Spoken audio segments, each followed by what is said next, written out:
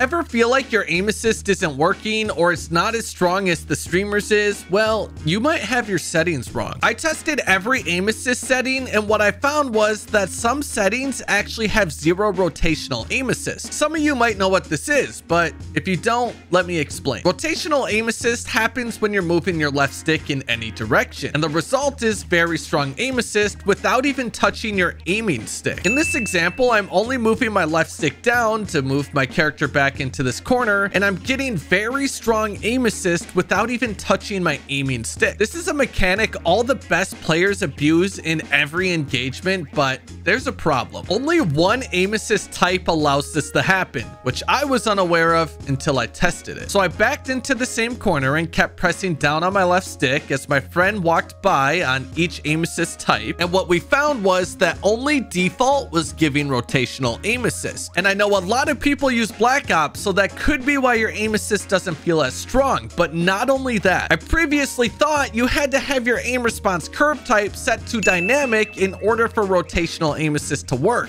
but that's not the case. Rotational aim assist will actually activate on any aim response curve type as long as you have your aim assist type set to default. So I thought maybe dynamic has stronger rotational aim assist than standard and linear. So I took a screenshot of how far rotational aim assist dragged my crosshair over, and it turns out that each aim assist response curve type provides the same amount of rotational aim assist strength. So under the advanced controller settings, first of all, make sure your aim assist is turned on. If you have aim assist turned off, you're just trolling. And then make sure aim assist type is set to default. Like I said, this is the only way to get rotational aim assist to activate. And then aim response curve type here, you can choose any of these three settings, just whichever one feels the best to you, and they're all going to get rotational aim assist as long as you have aim assist type set to default. For ADS transition timing here, set this to instant. What this is going to do is it's going to apply your ADS sensitivity instantly as soon as you start ADSing. And then there's a lot of important settings here under inputs dead zone. So click on show more and you're going to get a lot of settings here. Now,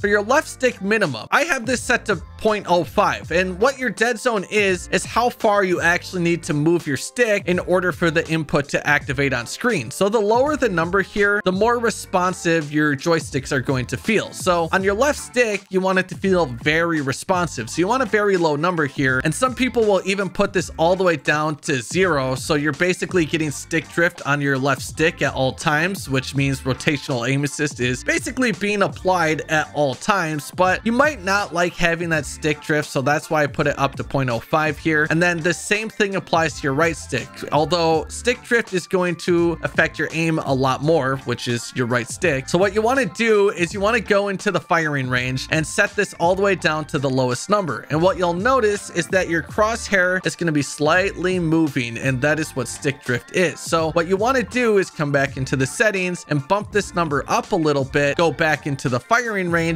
until you're not seeing that stick drift happening. You don't want stick drift on your right stick because that's your aiming stick and it's going to throw off your aim a lot. You want to leave your left stick and right stick max at default here, and then same thing with the left and right triggers. I put these down to 0.05 so it makes my triggers feel much more responsive. You could turn these down even further if you want to, all the way down to 0.01, but you might find yourself accidentally clicking them, which is why I put them at 0.05. So your triggers are going to feel super responsive once you do this. Scrolling down here, we got gyro aiming, and what this is doing is it's basically making it so you can move your controller in real life like this, left or right, up or down, and it's actually going to move like that in game. This is kind of just like a fun little thing to do if you want to mess around, but it's not something you actually want to use. But scrolling down from there, you are going to see the movement behaviors. Now we have auto move forward turned off. We don't ever want that turned on. And then tactical sprint behavior, I have this set to double tap. I do use automatic tactical sprint, which we will cover later. But if you don't use auto tactical sprint, you can adjust what you have to input here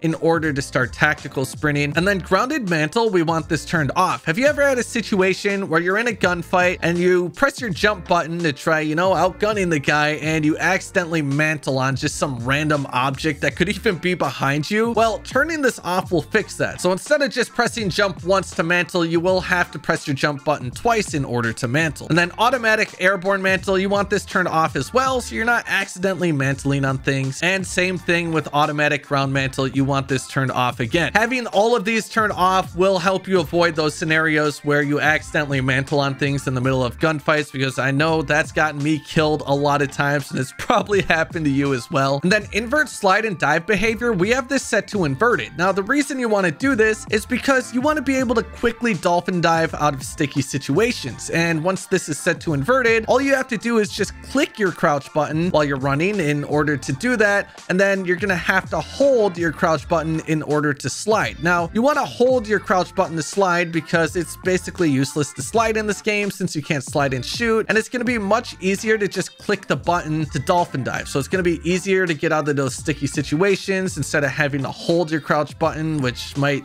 mess you up sometimes. And you basically don't want to be sliding in any scenario ever in this game. Plunging underwater here, we do have this set to plunge freely. That's going to make moving around underwater a little easier for you. And then parachute auto deploy, we want this turned off. What happens when this is turned on is your parachute auto deploys when you're landing in. And the problem with that is it's deploying at a much higher height than you can actually deploy your parachute at. So when you turn this off, you can get much closer to the ground and deploy your parachute than when this is turned on. And the reason you want to do that is so you can get a quicker jump on your enemies when you're flying in. But this is at the risk of fall damage. If you have this turned off, obviously your parachute isn't auto deploying and saving you from just smacking into the ground and dying. So you do have to be careful with that. Scrolling down to combat behaviors here, we have backpack alternate control. I personally have this turned off, but I know a lot of people like to turn this on. And what turning this on will allow you to do is use your left stick when you're navigating your backpack. So kind of a personal preference thing, but a lot of people do find it a lot quicker to navigate your backpack that way. And then weapon mount movement exit, make sure this is turned on, and weapon mount exit delay is set to short. Combining these two settings will make it quicker to exit when you're mounted up somewhere. All you have to do is move and you will no longer be mounted, and setting it to short will make it so it happens quicker. And then scrolling down to vehicle behaviors and overlay behaviors, all this is just set to default. And then we're going to be moving over to the controller tab here. Your button layout here is personal preference. It's whatever is working the best for you, but something cool they did add to this game is that you can turn custom button layout on here, and you can adjust each individual keybind on your controller now, which is super helpful, and I recommend you guys mess with that. But I personally just play on default because I do have a scuff controller, so I do have the paddles on the back, so I don't really need to mess with it. And then controller vibration here, I have this turned on, but it doesn't matter for me because I don't have the rumble things or whatever in my controller, so I basically have controller vibration turned off.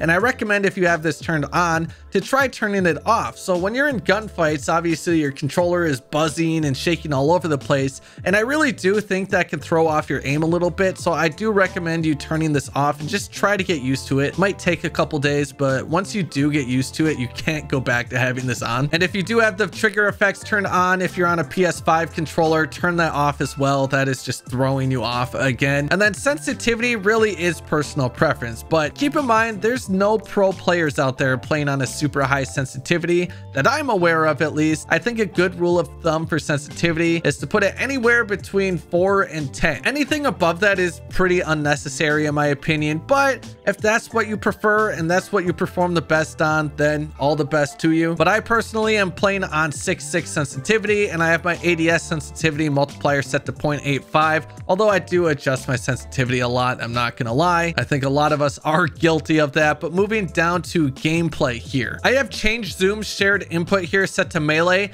It makes it so when you want to zoom in or out of your optic, you use your melee key instead of using your left stick. That way, if you're using a variable scope and you're using your left stick to hold your breath with a sniper, you don't accidentally zoom in and out with it. It's on a separate key. And then, as I said before, I do use automatic tactical sprint. In my opinion, this is the best setting. It makes your movement just feel so much better and more responsive in game. You're not constantly clicking your left stick to sprint, but this setting isn't absolutely necessary like it was in Warzone 1, where you had to have this on to get the most out of your movement and slide canceling. So realistically, this is personal preference now. And then interact/reload behavior here is very important. Set this to prioritize interact. And what it's going to do is when you press your interact key, it's going to prioritize interacting. So you don't have to hold your interact key to open chests or pick up weapons. Instead, you just have to tap your interact key to do those things, and you have to hold your interact key in order to reload. This setting is absolutely game changing, and you really shouldn't be using anything else. And then armor plate behavior, you want this set to apply all, so you just have to press your armor plate button once and it's going to apply all of your plates instead of doing it once and then you press the button and then it does it once again. Now, I know you might be worried about a scenario where you get caught applying all your plates and you're getting shot at, and if you're in that situation and you want to cancel putting all your plates on, you just double tap your Y button. It will cancel out the animation and then you can get back into the action. But this setting on apply all is absolutely necessary because it's going to get your armor plates on just so much quicker. But if this video did help you out, please drop a like, subscribe if you're new here. I'd really appreciate it, and check out one of these two videos.